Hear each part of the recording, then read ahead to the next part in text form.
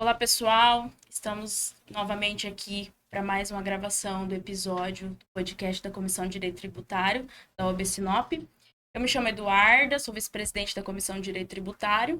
Estou aqui hoje com o Dr. Murilo, membro da comissão, a nossa vice-presidente aqui, doutora Maiara, da comissão da OAB Sinop, né? E o Dr. Rafael, também, que é membro da Comissão de Direito Tributário. Eu vou passar a palavra para cada um se apresentar, né? Começando pelo Dr. Murilo. Um prazer, né, para todo mundo. Murilo Henrique De Stefani, especialista em Direito Tributário e em Direito Empresarial pela Fundação Getúlio Vargas. Alguns anos aí de experiência e também contribuindo, né, com o podcast para a gente compartilhar, agregar e somar conhecimento com todo mundo. Doutora Maiara. Olá a todos que nos assistem. Quero dizer que é uma honra estar aqui com vocês. Eu sou Maiara Vaires. Nessa gestão estou como vice-presidente da OAB Sinop.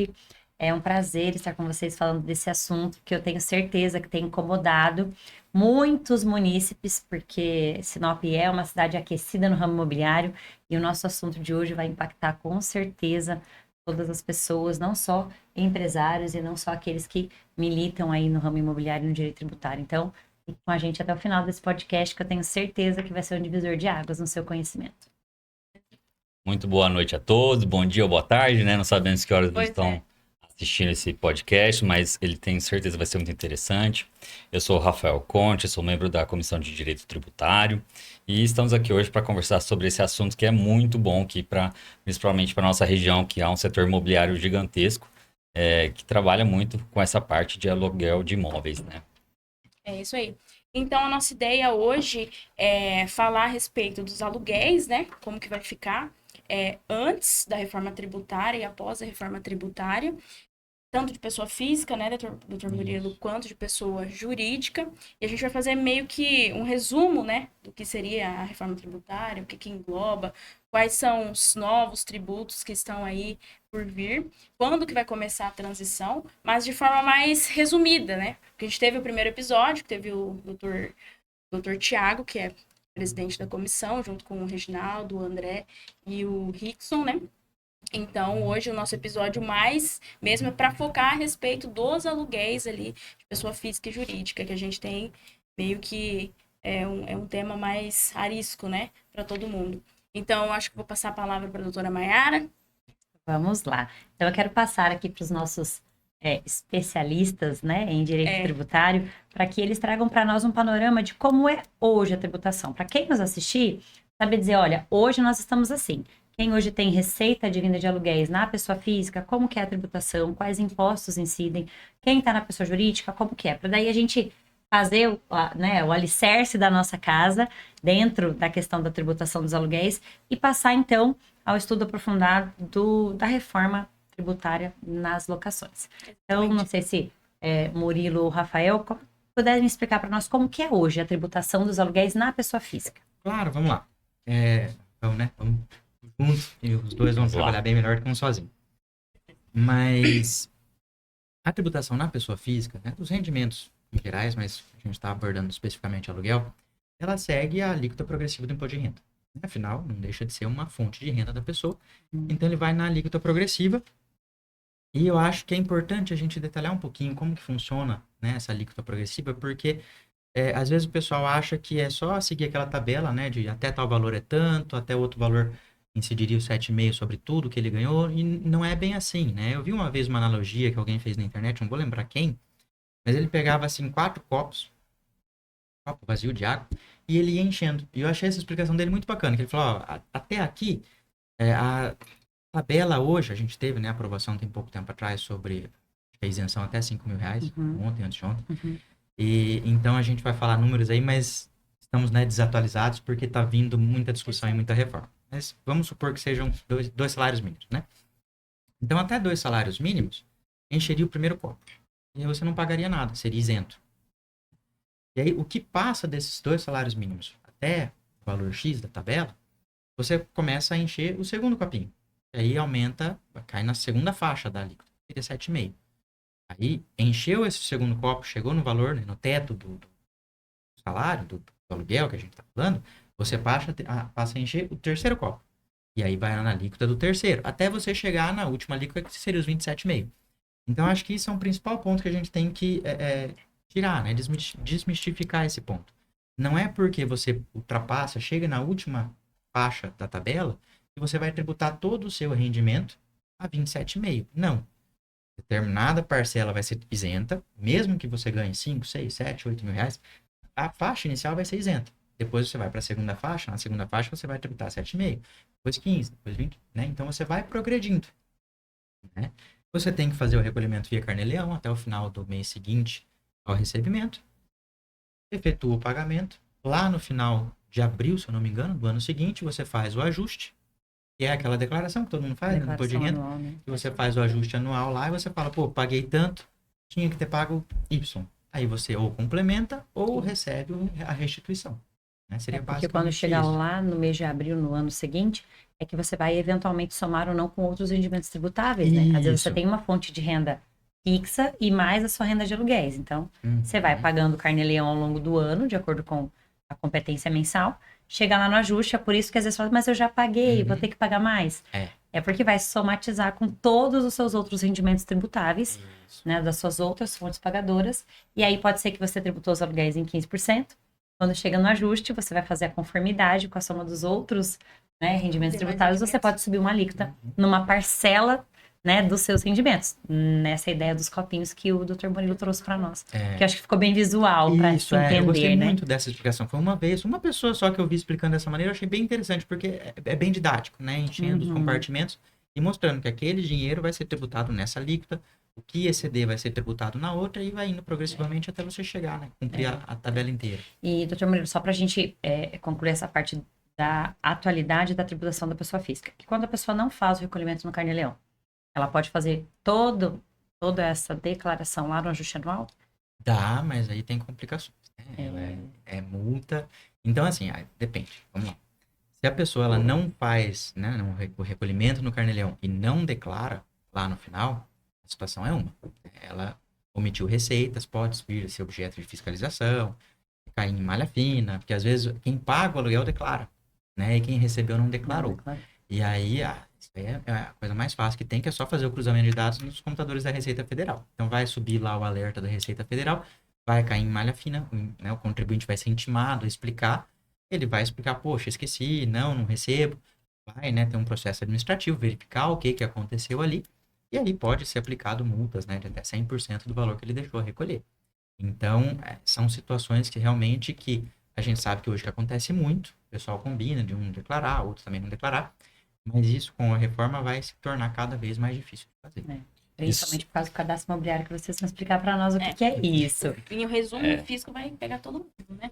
Exatamente, tende a ficar cada vez mais complicado com essa situação, porque haverá cruzamento de dados, né, que a gente vai falar mais à frente.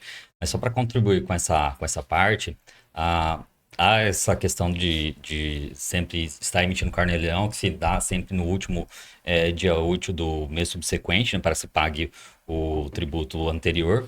Mas no direito tributário a gente também tem a possibilidade da denúncia espontânea também.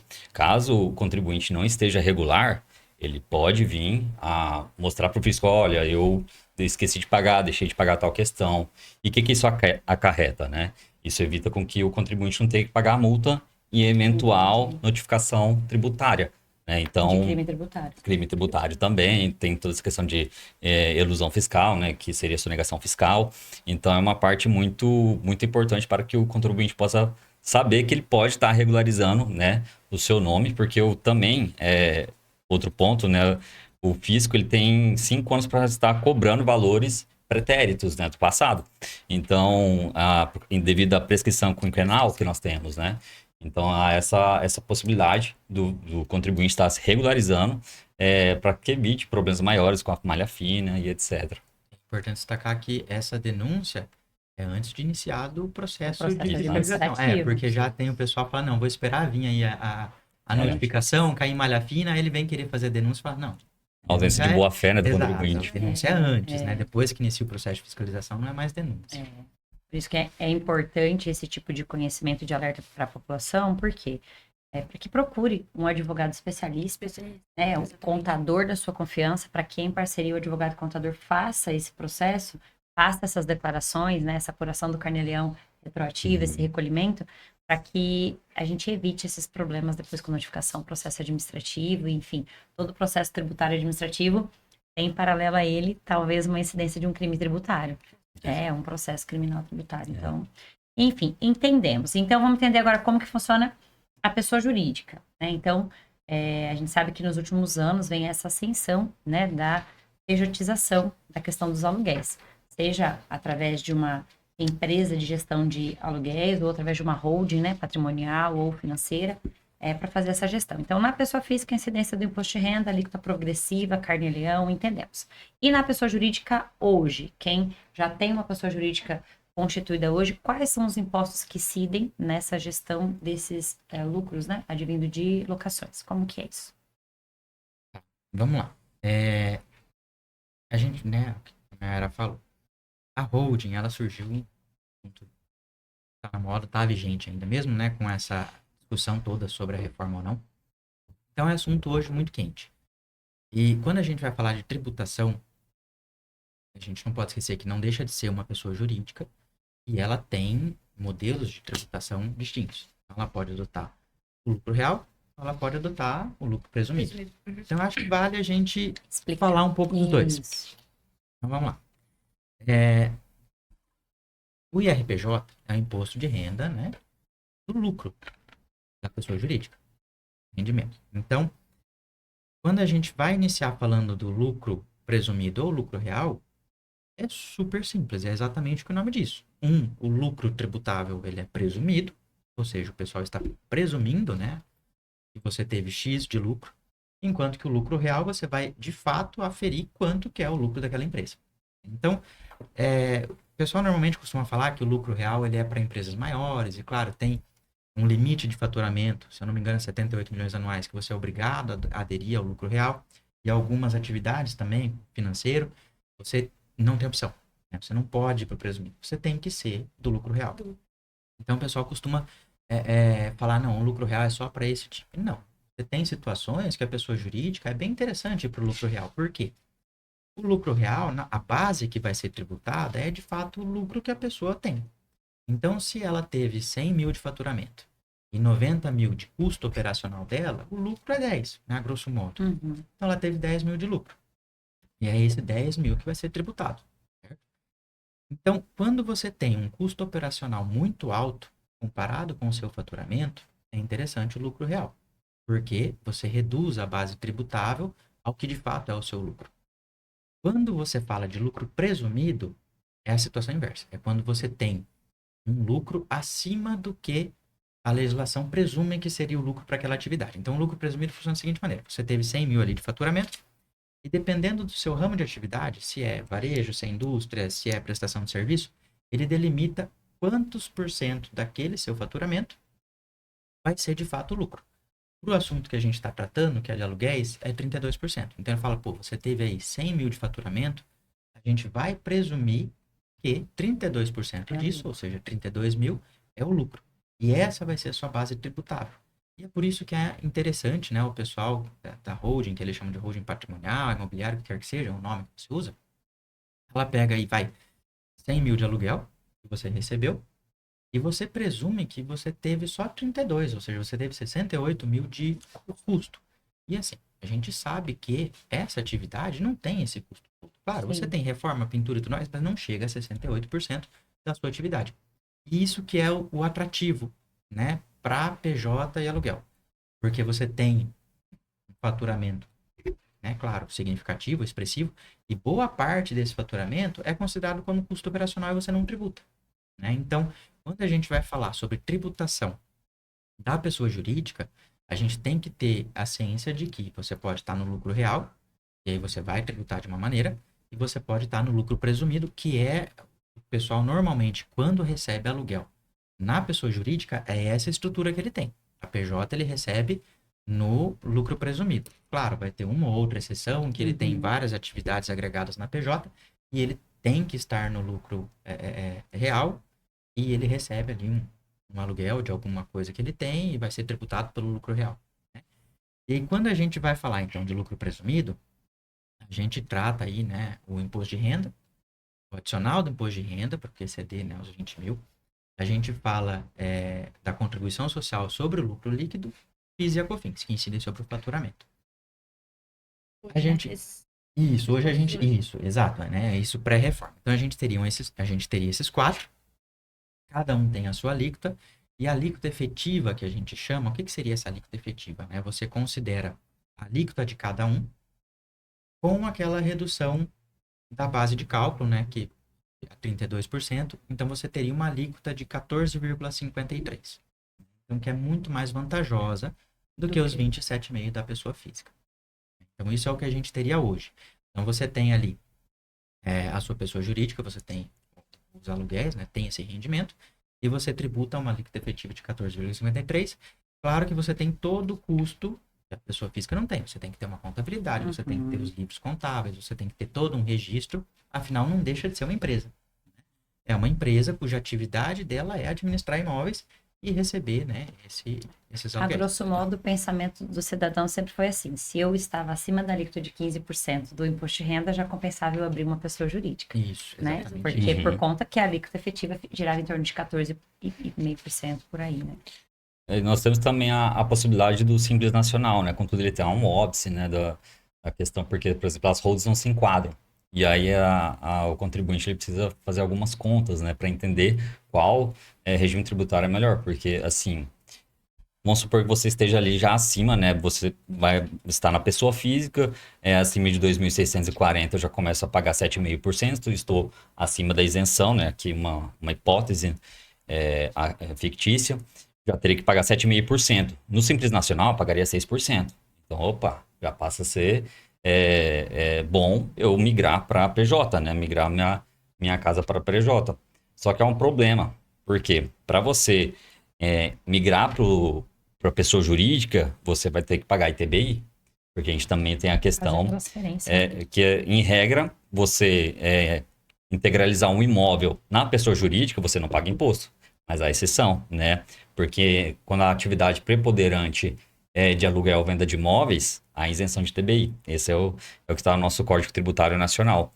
Então, começa a se fazer necessário entender essas contas, porque, assim, acima de 6%, acima de 2.640 já seria bom, então vou para o Simples Nacional, não vou pagar imposto, mas em contrapartida vou ter que ter honorários contábeis, né? Por causa da pessoa jurídica, e também vou ter que pagar ITBI.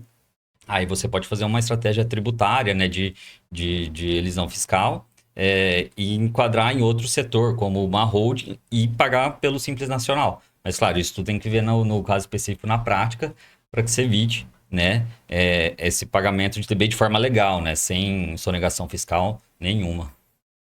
O que eu vi muito o pessoal fazer, isso antes, não sei se ainda fazem, porque a Receita Federal logo pega, né, esses movimentos. É o que a gente chamava de empresa veículo. Então, você tem um CNPJ e você tem uma atividade, você tem uma loja, um comércio. E você quer montar uma holding, só que você quer fugir, né, do ITBI. Porque quando você integraliza, o Rafael falou, você tem que pagar um imposto porque você, em troca das cotas sociais desse CNPJ que você está criando, você está colocando aqueles imóveis, que seria a integralização. E aí você já tem lá o seu comércio e você é sozinho, né? Ou você e sua esposa, alguém que você confia e tudo mais. E aí, em vez de você criar um CNPJ novo e colocar os imóveis nesse CNPJ, porque daí todo o faturamento desse CNPJ novo vai ser... Atividade de preponderância, né? Exato. Aí você não tem como fugir do TBI. Você começa a colocar imóveis em uma empresa que já funciona, que tem um faturamento. Tem um comércio, né? Tem um comércio, tem alguma coisa ali. E aí você não deixa o rendimento de aluguel chegar em 50%. Você colocou os imóveis que você queria e aí você faz a cisão. Né? Então você coloca todos os imóveis e cria um novo CNPJ, mas aí através de cisão. E você vai ter no final um CNPJ com todos os imóveis lá sem ter pago ITBI e um CNPJ do comércio que você tinha funcionando normal. Não teve impacto nenhum. Claro, se você tem sócio, isso dificulta. E era uma coisa que o pessoal fazia. Porque caiu no CARF, caiu na justiça, e a gente, né, sabe que não é lá visto isso com bons olhos pelo fisco, então o pessoal parou de fazer porque realmente está dando um problema. Mas o pessoal sempre tem Uma manobra, uma criatividade. estratégia, Uma criatividade. né? O brasileiro é criativo Exato. para essas coisas. É. Muito bem, então na pessoa jurídica hoje, independente se no presumido lucro real, imposto de renda, contribuição social, PIS e COFINS. É isso que nós temos hoje. Com o advento da Lei Complementar 214 de 2025, como que vai ficar? Então, eu queria que vocês explicassem um pouquinho primeiro o que é essa Lei Complementar. Para quem aí não tem o conhecimento do que é essa reforma tributária, né? A gente fala bastante de reforma tributária. Então, um panorama geral, né, de como é, o que ela trata, o que isso vai impactar, para depois a gente afunilar, então, né, depois de um resuminho ali, como que vai ficar essa questão dos aluguéis dentro da reforma tributária. Ela basicamente trouxe o IVA dual, né? O IVA dual é basicamente o que? A gente tem o CBS e o IBS. O IBS, né, Imposto sobre Bens e Serviços, né? Ele vai aglutinar aí o ICMS, que é o Imposto sobre Circulação de Mercadorias e Serviços, que é o Imposto Estadual, e o ISS, que é o Imposto sobre Serviços Municipal, né? O que há até uma teratologia, porque, por exemplo, o ICMS, a gente não pensa em ICMS em aluguel de imóveis, né? Porque é um imposto que é interestados, há uma circulação de serviços ou mercadoria entre estados. Não há que se falar. Não é fato gerador, né? Não tem Para fato que a gente gerador, entenda. exatamente. E o SS já foi objeto de ação direta de inconstitucionalidade, porque tentaram-se que os municípios tentou, na verdade, cobrar ICS, né, do aluguel de imóveis. E o Supremo disse não. O aluguel de imóvel, ele não tem fato gerador de serviço. Ele, na verdade, é uma obrigação de dar, disposta no Código Civil. Então, saiu a súmula vinculante 31, dizendo que não há fato gerador do ISS. Então, não tem que se cobrar ISS no aluguel de imóveis. Só que agora veio o ICBS, que vai substituir esses dois e vai se cobrar. Extinguir. Porque vai extinguir a nomenclatura dos Exato. dois impostos anteriores e vai então ter o IBS, né, na verdade. E também, né, vai vir o outro, que é o CBS, que é uma contribuição de bens e serviços. Um é imposto sobre bens e serviços e outro é contribuição de bens e serviços, né? No caso, o CBS ele vai ser uma contribuição da União para substituir o PIS e o COFINS. E agora, com o advento dessa lei, basicamente, assim, de forma muito resumida, vai haver incidências desses dois impostos. Esses novos... Em substituição aos que a gente tem atualmente. Exato, só que, na verdade, vai substituir os que tem anteriormente, só que, na verdade, o que vai acontecer vai ser um agregamento de imposto. Então, as alíquotas, na prática, vai continuar os mesmos impostos que havia anteriormente e vai vir esses dois outros para somar com o que você já tem. Porque a gente tem que lembrar, né, que a reforma, essa primeira parcela que veio, é uma reforma sobre consumo. Então, ele trata justamente, que o Rafael falou, de tributar, né, o ISS, ICMS, que são consumo de serviço ou consumo de mercadoria. Quando a gente fala de IRPJ, o imposto de renda, ela não entra aí. Então, quando a reforma vem, ela substitui o ISS, ICMS, PIS e COFINS. Então, como a gente falou, quando a gente tributava, né, o aluguel pela pessoa jurídica, tinha imposto de renda, contribuição social, o PIS e a COFINS. Então, vai continuar. A parcela que fatura, a parcela que tributa a renda, continua. Essa não sumiu. Né? Mas vai então, a agregar gente vai mais. agregar um pouco mais, exato. Né? Então, o IBS e o CBS, né, como a Rafa falou, é um IVA, é um imposto de valor agregado. Ele é dual, porque são dois tributos, né? Numa casquinha só ali, como se fosse um só. E eles têm uma base de incidência muito ampla. Então, né, como foi pontuado, a gente até então não tinha uma fundamentação para tributar a locação de imóvel ou um imóvel. E agora, com o IBS e CBS, a gente tem, né? Ele traz na legislação que o fato gerador do IVA, ele é a locação de bem, a operação, na verdade, ele é um pouco mais amplo. Então, a cessão onerosa, a locação, a venda, tudo isso vai ser Todas as incidência. operações imobiliárias vai Exato. incidir esses dois impostos, coisas que Correto. nós não tínhamos anteriormente. Claro que ele passa a incidir de maneira distinta. Sim. Né? Então, quando você tem uma compra e venda, porque, vamos lá, né? Tem a reforma, mas o pessoal ali, o nosso legislador, ele sabe que ele simplesmente chegar e falar, não, agora tudo que você fizer vai ter uma tributação de... A gente não tem a alíquota ainda definida, mas presume-se que acho que era 28, 27, não lembro, você lembra? Quanto que é? Como que A é? presunção. Quando o pessoal acha que vai ser a alíquota do CBS e IBS combinado. Aí depende do caso, mas varia ali que vai aumentar em cima dos impostos, vai ser de torno de 13,5%, Não, 3,60%. a alíquota cheia dele, eu acho que era Não. 28 que eles estão presumindo, né? Que vai ser estimado em 28, não foi 28. definido ainda. Então, imagine que de um dia para o outro, você vendeu o seu imóvel e além de pagar o ITBI, você vai ter que pagar 28%. Não dá, né? Você inviabiliza, tem um impacto econômico muito grande. Então, a opção do legislador foi, beleza, vamos colocar os 28%, mas a depender da operação, a gente vai trabalhar a base de cálculo. De cálculo com redução. Exato. Então, para a venda é 50%. Então vai ser 14%. Para alocação, acho que é 70% de redução. Né? Então a gente chega dos 28%, Pra você 8. reduz, vai 4 e poucos por cento. Uhum. Então, somado isso, né, aos 14,5% que a gente tem basicamente da pessoa jurídica, a gente chegaria a 18%. Então, essa reforma ela muda tudo, ela passa a considerar tudo como base tributável, né, do IBS e CBS, e ela vai Mas cada operação de uma forma de uma forma diferente. Diferente. Exato. E o início da vigência dessa reforma tributária? Ela vai ser gradual. Né? Não Começa vai no ser ano que vem, né? 2026 Como e se fosse vai uma até... transição, né? E tem período de Ela transição. vai começar início do ano que vem. Então, por isso que o pessoal diz que, na verdade, a reforma ela não vem para reduzir os tributos, né? Ela vem para reduzir a complicação para o pessoal entender, né? Por Exatamente. exemplo, Que assim, junta-se tudo em um, você vai explicar. Na verdade, eu não acho que sei, tem que ver a prática. Mas eu não sei se vai ficar muito mais fácil de entender como que funciona. nesse período de Porque transição vai quando ser uma você loucura. pensa que a base tributável ela vai ser múltipla, eu posso uma base tributável na locação, uma no, né? Sim, a Na gente compra já e venda. segrega, né? A gente já faz isso, por exemplo, com PIS e COFINS. A gente tem a alíquota diferente, dependendo do produto. Então, a gente já tem, né, essa atividade de tributar O tipo de de operação. maneira diferente a operação que você vendeu, né? O produto que você vendeu. Um exemplo claro é o sonho de valsa. O sonho de valsa era bombom e Era virou whey, bombom, né? Estratégia era tributária, né? Estratégia tributária. Sim. Então, dependendo do que é a operação, você tributa também de maneira diferente. Então, acredito que isso vai ser também objeto, né, de criatividade aí dos contribuintes, de querer trabalhar de um jeito ou de outro para reduzir alguma coisa. Mas a base, a ideia do IBS é justamente simplificar. O IBS não é do IVA. Então, ele fala, ó, eu vou tributar tudo. Mas De vai forma vamos diferente. fazer... como Gradualmente. se desse pra entender. Eu acho que dá mais para enxergar isso na tributação sobre o consumo. Isso. E Eu acho que eu consigo enxergar isso mais ali. Eu acho que simplifica, eu acho que facilita, porque Tem quando o a princípio gente- da simplicidade também que traz, Isso. né? Exato. 5 novos princípios traz o princípio da simplicidade, que é você não entende por que você está pagando isso, você vai começar a entender. Por exemplo, no exterior mesmo, quando você vai comprar algum produto, tem o valor do produto. Nos Estados Unidos, você compra ali o produto.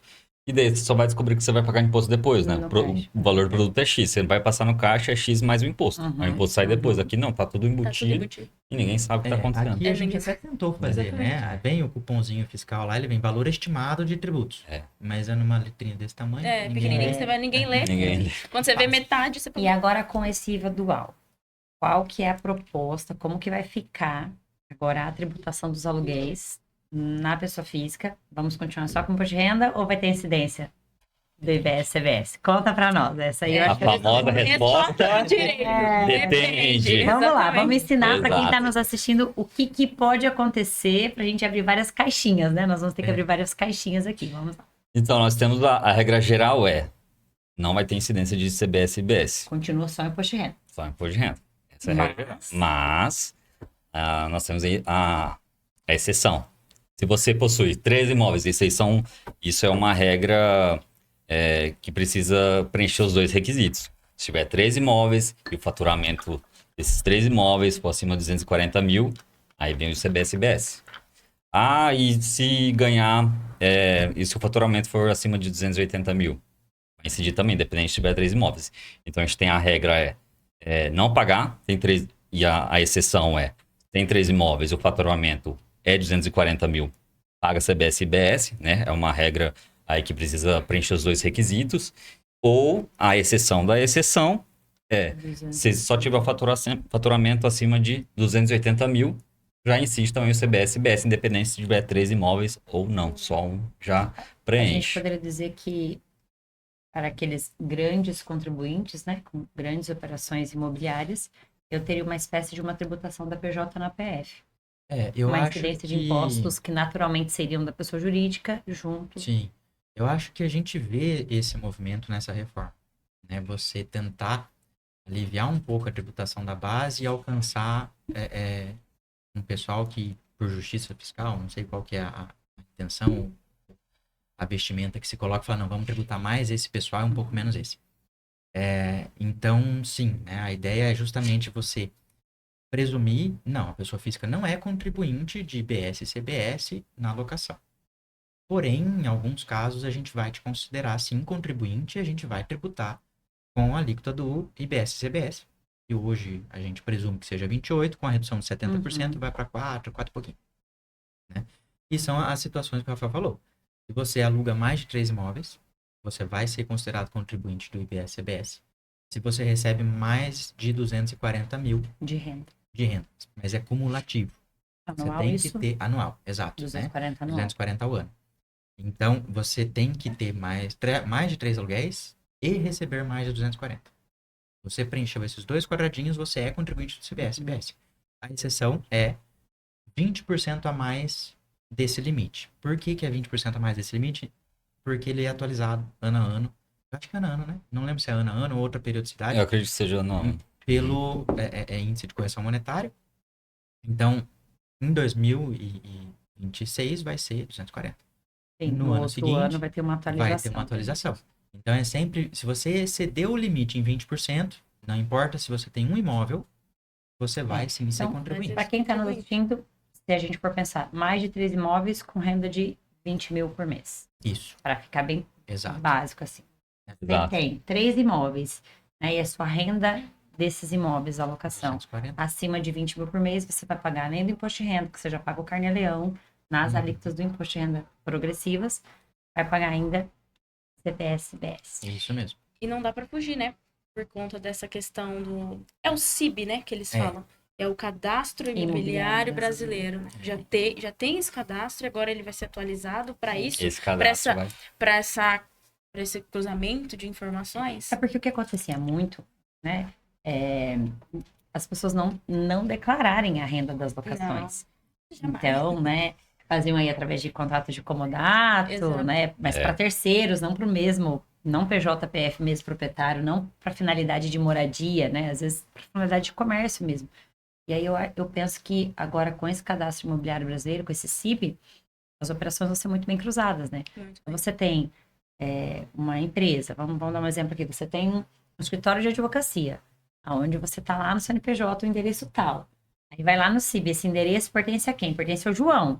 O João não é sócio do escritório de advocacia, é um terceiro. O que está acontecendo? Qual é essa transação? Notificação. Né? Notificação, explica. Notifica e explica, né? Da onde que é. Então, a gente tinha muitas operações hoje em dia que aconteciam na informalidade, né? E um ponto interessante, Mara, que você falou, olhamos lá, né, o CIB do imóvel e a gente viu que tem um escritório de advocacia lá e a gente viu que é do João, o imóvel, mas o João não é sócio. Só que muito se discute, vamos entrar com isso mais para frente, que estou antecipando o assunto.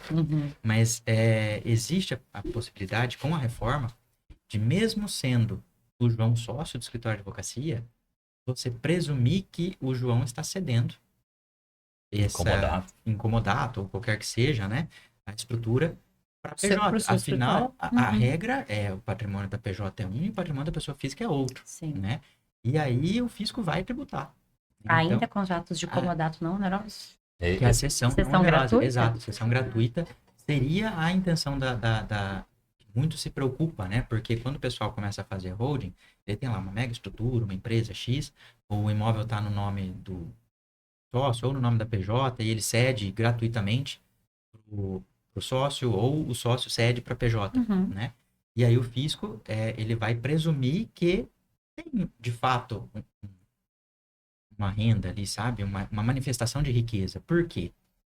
Você está cedendo mesmo que gratuitamente, mas você está deixando de ter um rendimento. Que você poderia ter se fosse para terceiro. Assim como a PJ está deixando de pagar um aluguel que ela pagaria se fosse outra pessoa. E isso é um ponto que não vem com a reforma, eu não me engano, é um decreto lá de 60, 70, antigo. Só que a reforma, como ampliou a base tributável, aí você traz a incidência dessa discussão, né? Que a reforma, ela passa a considerar a operação imobiliária. Independente de ser onerosa ou gratuita. E aí você teria ali E isso vai ter um impacto muito grande, porque você tem hoje quantos e quantos empresas constituídas no imóvel de um dos sócios, por via comodato, e quantos sócios, às vezes, residindo em imóveis que são das empresas, também por comodato. É até importante regularizar essa parte através do contrato de comodato, né? Entregar para o fisco, ele quando for fazer a declaração. Há também essa questão em relação a de pai que cede para o filho, né? Por exemplo, vai estudar fora, é o que mais acontece. E deixa eu fazer uma pergunta para vocês. Nessa situação de comodato, de cessão não onerosa, qual vai ser a base tributável? Como é que fala? Para oferir que valor seria essa locação para tributar? Essa é um decreto-lei antigo, não vou lembrar o nome aqui, mas é meio pesado. Ele, se eu não me engano, era 1% do valor do imóvel. Então a gente sabe que ninguém... Que as locações não que são locação nessa não alcança prática. esse valor, exato. Mas a presunção de manifestação de riqueza, né, que é o fato gerador, seria em 1% do valor do imóvel. Claro que aqui, né, quando a gente está discutindo a reforma, tudo ainda é um terreno movediço, né? A gente não sabe como de fato vai ser. A gente sabe como é a discussão hoje. E até assim, exatamente como o Dr. Murilo falou, mas também assim, quem não for declarar, já vi também questão de que há a possibilidade de a tributação de 10% sobre o valor venal do imóvel, em relação a quem não declara esse comodato, esse empréstimo do imóvel, né? Então, assim, é algo que vai vir com muito peso em cima das pessoas que não declararem, né? Porque assim, por exemplo, o que a Receita vai ter de informação das pessoas, né? Através do CIB. Vai ver, uma mora em tal local, outra mora em outro, a residência fixa do contribuinte é esse e ela tem mais 2 imóveis. E tem um terceiro morando nesse imóvel. E esse terceiro não declara, mas esse terceiro paga luz, água, tudo através daquele imóvel. Ou até declara como residência fixa. A gente sabe que a inteligência artificial tá aí. Claro. O servidor público, assim, vai facilitar muito mais para eles, né? Essa parte de poder cruzar esses dados. Falou, opa... Tá pagando energia, tá pagando água... de um imóvel que não é seu, que não então, é seu, como assim? você tem condições de pagar os custos operacionais dele, então você tá... Você tá morando ali, você tá pagando aluguel ou você tá por empréstimo? Ah, eu tô por empréstimo, por que você não declarou? 10% sobre o valor do imóvel, multa. Ah, eu não tô pagando o imposto de renda, na verdade é um aluguel que eu não tô declarando. Vai pagar aí os impostos, vai pagar a multa, correção monetária, juros, até os últimos 5 anos, né? E assim, a capacidade fiscalizatória, né, que a gente tem hoje, ela aumenta muito com esse cadastro. Imagina se você começa a exigir que a concessionária de energia coloque lá o cadastro imobiliário no contrato dela, vincular a energia, a água, sei lá, conta de entrega, compra, né, de comércio eletrônico, e você informa o endereço, hoje a gente informa o CEP, vai passar a informar o CIB. Então, assim, qualquer vez que a gente, né, em qualquer situação que a gente passa esse número, a gente não sabe ainda onde ele vai ser exigido, né? A gente não sabe como que isso vai ser regulamentado a ponto, não, toda vez que você fizer uma compra na internet, você vai ter que, em vez de pôr o CEP, pôr o CIB, a entrega, né? Então, assim, é uma coisa... as possibilidades são muito grandes. E tem um ponto também, assim, a gente sabe que a quebra de sigilo bancário é uma cláusula de reserva de jurisdição, né? Só através do judiciário. Mas a quebra de sigilo bancário, de sigilo fiscal, perdão, não. É através do CARF, ele pode fazer quebra de sigilo fiscal, se ele entender que é pertinente. Então, ele pode realmente achar muito mais dados ali. Inclusive, já fiz uma defesa de um cliente recentemente, teve um problema bem grande com essa questão, né? Porque a gente entende que a quebra de sigilo bancário é algo muito sensível, né? Então, o fisco ele tem acesso a essas informações, caso ele queira, né? Não há muito para onde correr, ainda mais agora que hoje tem o Pix, né? Hoje até eu fui fazer um exame, não vou falar o local, né? Mas a gente sabe por que eles fizeram isso. Colocou uma placa bem ali na frente, aceitamos desconto, desde seja dinheiro em espécie. Né? A gente sabe o porquê, né? Mas assim, não há como julgar também. No Brasil a carga tributária é gigantesca, né? É muito difícil. Conheço até hoje gente que recebe... gente que prefere até receber a questão dos aluguéis por dinheiro também. Existem algumas pessoas aí. Entendido. Então, a projeção dos aluguéis na pessoa física, além do imposto de renda, a princípio isenta a questão dos demais impostos, desde que né? Fature-se mais de 3 imóveis, mais de 20 mil por mês, 240 anual, ou acima de 280. Ok. Então, agora vamos tentar fazer uma comparação se compensa deixar os imóveis na pessoa física ou jurídica. E na pessoa jurídica, como que vai ficar essa reforma tributária das transações imobiliárias? Na pessoa jurídica, ela sempre vai ser contribuinte. Então, a pessoa física, ela né, depende se ela vai ser contribuinte ou não, mas a pessoa jurídica sempre vai ser. Então, a gente adiciona aos 14,53, os 4 e um quebradinho, então vai chegar a 18. Eu tenho notado aqui quanto que é a carga tributária efetiva. Para mim, que o novo, né, com o IBS-CBS, vai chegar a 15,8% no lucro presumido, né? Tem Vai ter um aumento de 4,5%. uma variação de 11 a 14 na PJ, dependendo do adicional de imposto de renda. Então, o máximo que vai chegar é 18,83. Isso, tomando IBS, CBS. Isso, IBS, CBS, exato. E o imposto de renda, a contribuição social sobre o lucro líquido, o adicional de imposto de renda, IBS e CBS. Então, toda a tributação vai Permanecem se os outros impostos da pessoa jurídica, mais impostos, mais IBS. o IBS e CBS.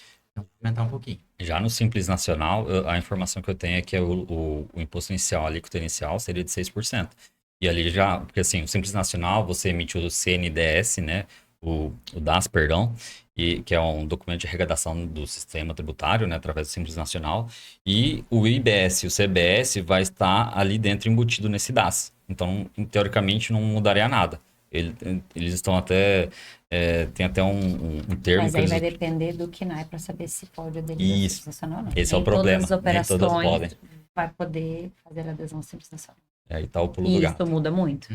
Isso muda certeza. consideravelmente. Então, se a gente chegasse ao máximo aí na PJ 18,83, falando para uma pessoa leiga, para entender o que nós estamos querendo dizer. Com a reforma tributária, é necessário entender qual é a alíquota que você está hoje nos seus rendimentos da locação no imposto de renda e ver se você vai ter que acrescentar ou não IBS-CMS, para entender se é vantajoso hoje você abrir uma PJ, integralizar esses imóveis, né, pagar aí ou ITCD, depende como vai ser da forma de integralização, para poder ver se compensa pagar através da PJ. E um ponto a mais, lembrando, né? IBS, CBS, tributação de consumo.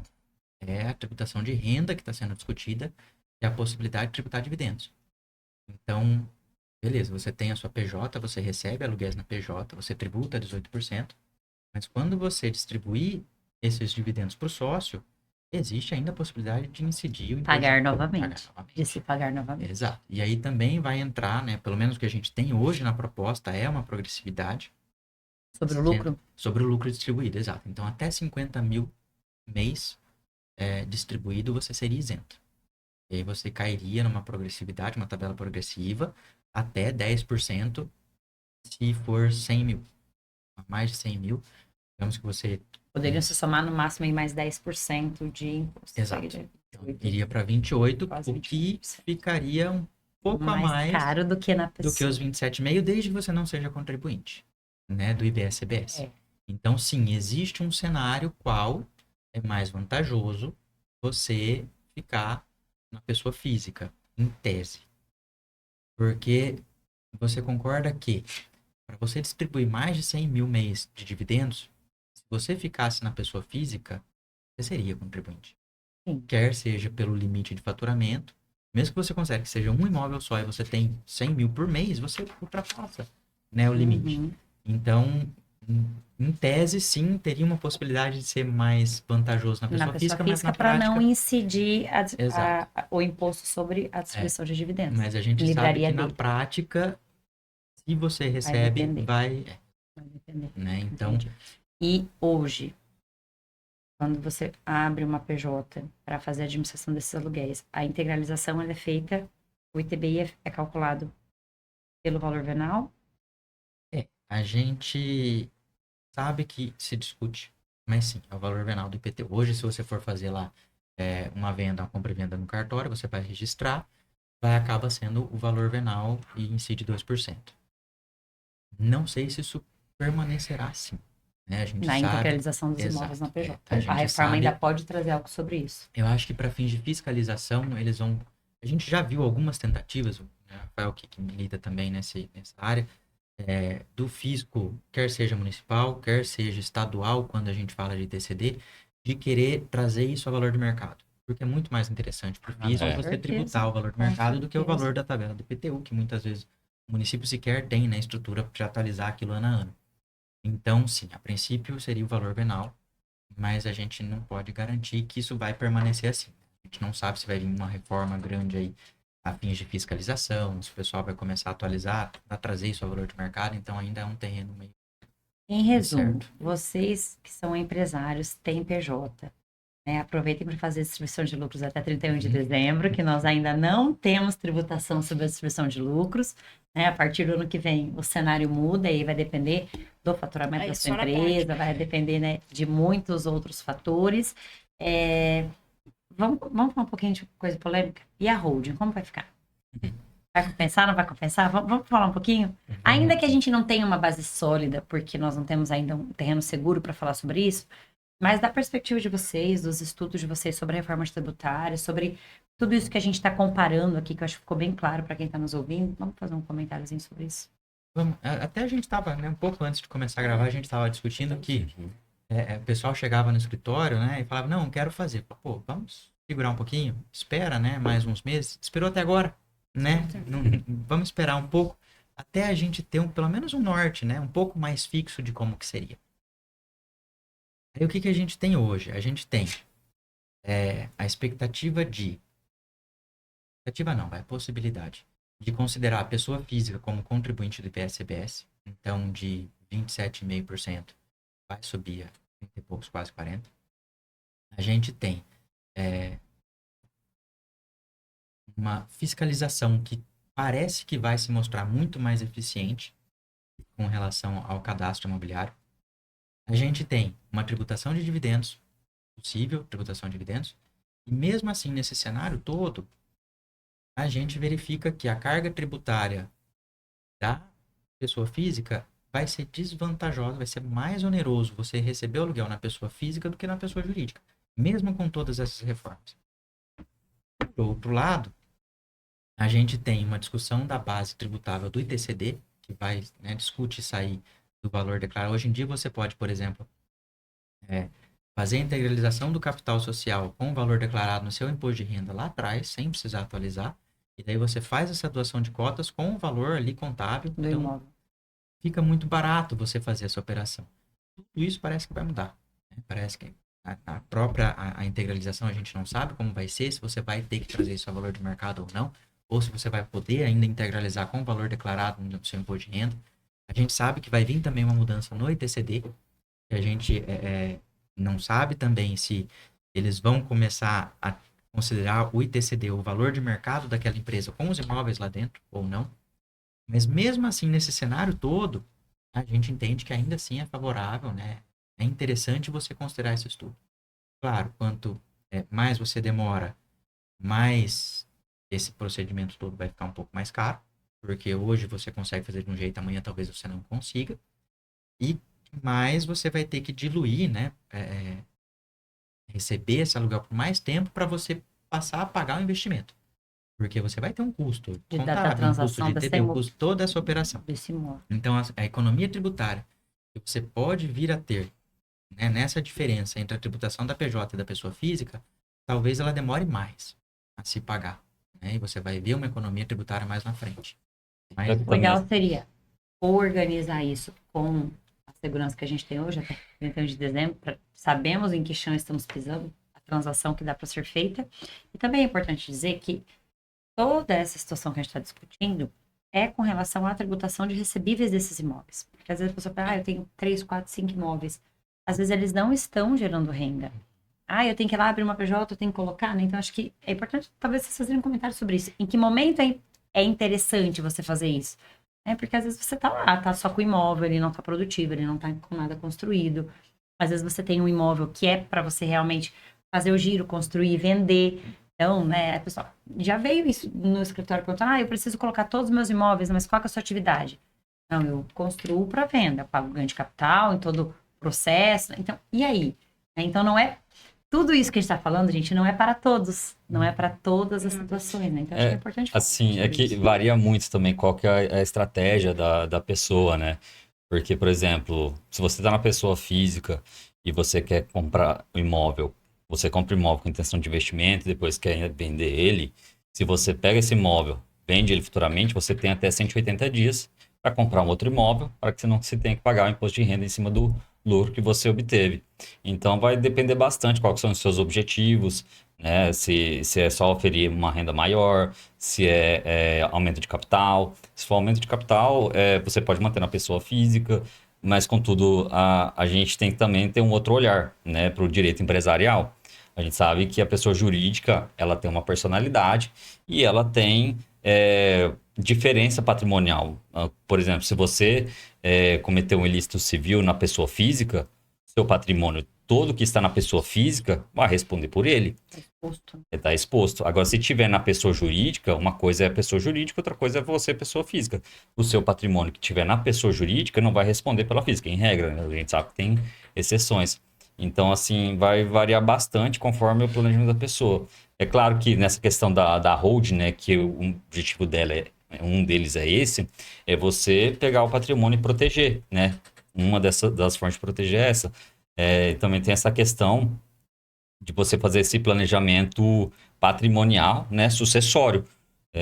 A gente sabe que ninguém espera, ninguém quer isso, né? Mas quando há um falecimento doente familiar, há a incidência do imposto, né, sobre causa-mortes.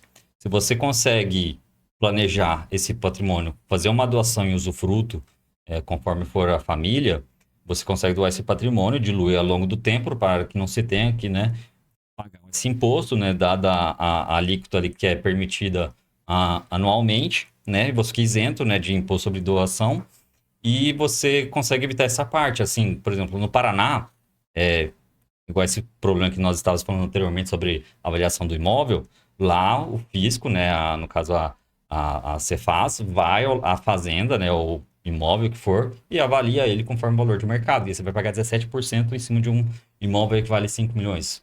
Muitas das vezes a família não tem esse dinheiro para pagar. E aí faz como? Fica com o imóvel engessado, às vezes tem que vender patrimônio para poder pagar imposto. E se não tivesse planejamento sucessório, acaba diluindo, né, dilapidando o patrimônio que foi demorado assim, anos para se conquistar. Então, é sempre importante fazer uma avaliação com um profissional que entenda, né, sobre esse assunto, entender como é que funciona na prática de cada um, mas há inúmeras possibilidades sobre esse assunto. Eu acho que é um ponto bem importante esse que você levantou, porque por muito momento, né, a holding virou moda. Todo mundo queria fazer sem nem saber o que estava fazendo. E até então, né, todo esse estudo que a gente fez, essas alíquotas que a gente discutiu, o que é mais vantajoso ou não, a gente tem que restringir, que é um cenário que a gente analisou, que é recebimento de aluguel. Sim. Né? Se você fala de aplicação financeira, às vezes muito mais interessante você manter na pessoa física que na jurídica. Se você tem investimento do exterior, também é diferente. Venda, né, compra e venda de imóvel, se a sua atividade também não é pegar o imóvel e colocar para alugar, mas sim você construir e vender, você tem toda uma classificação contábil que acho que não convém, né, a gente entrar porque é bem técnico, mas se o seu imóvel é classificado contabilmente como um ativo circulante ou como um investimento, ou ativo não circulante, a tributação também muda. Aí o pessoal tenta mudar, jogar de um lado para o outro na contabilidade, mas o fisco olha. Então, assim, a gente está falando do que é vantajoso ou não, é toda essa análise que a gente fez é receber aluguel de um imóvel que é lá, investimento. Mas não é para todo mundo surtir, né? A mensagem que a gente não sai correndo para fazer bolo, hoje. né? Não, É isso, não existe Não uma é receita isso, pronta não. de bolo, não. Tem que analisar cada caso, que é o que o Rafael falou, e ver se faz sentido para aquela pessoa fazer esse tipo de estrutura ou não.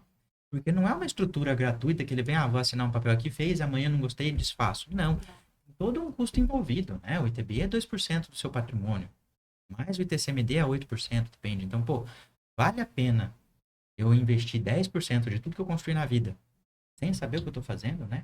E aí não gostei, quero voltar, mais 10%, por 20% eu jogo fora. Então, tem que ter uma análise muito calma, né? Uma análise bem feita para ver se vale a pena ou não. Caso a caso. Tá? É assim que é o direito, né? É assim que é o direito. Cada caso é um caso, realmente. E aí? Mais alguma pergunta? Tem mais alguma consideração que vocês queiram trazer sobre essa questão dos imóveis, da reforma tributária, deixar algum recado para quem nos assiste, algum aconselhamento, enfim. A gente já conseguiu entender o panorama de como vai ficar, quais são, né, as possíveis aí implicações que a gente vai ter. Então, e agora que vocês estivessem agora na fala livre, né, a análise pessoal de vocês sobre toda essa reforma tributária e algum recado aí para quem nos ouve. Eu ia fazer mais algum evento de alguma coisa?